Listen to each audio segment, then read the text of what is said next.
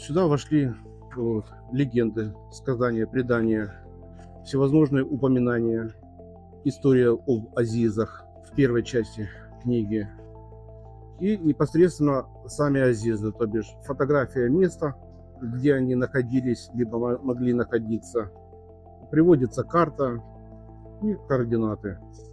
Встречайте! Это долгожданная книга крымского исследователя Александра Аникина «Крымские азизы. Тени забытых предков». В нее вошла информация о всех святых для крымских татар местах, которые автор изучал в течение 4 лет. Труд получился объемным, больше 400 страниц, иллюстрированных авторскими фотографиями. Как Кандараки писал, каждое крымское село имело своего азиза, а то и несколько. Поэтому сколько их было на территории Крыма, тяжело сказать. Я могу только предположить, что больше 1000. Вот сюда вошло порядка 330. К сожалению, отмечает Александр Аникин, хорошо сохранившихся азизов в Крыму не так много.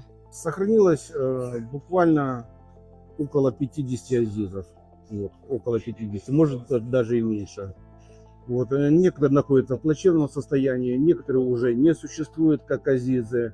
Большая часть это просто то место, где он когда-то был, где есть упоминание об азизе.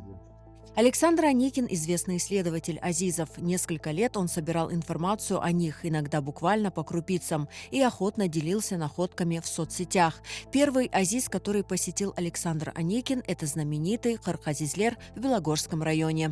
Ну, мы с женой путешественники. Путешествуем по Крыму, у нас пеший туризм.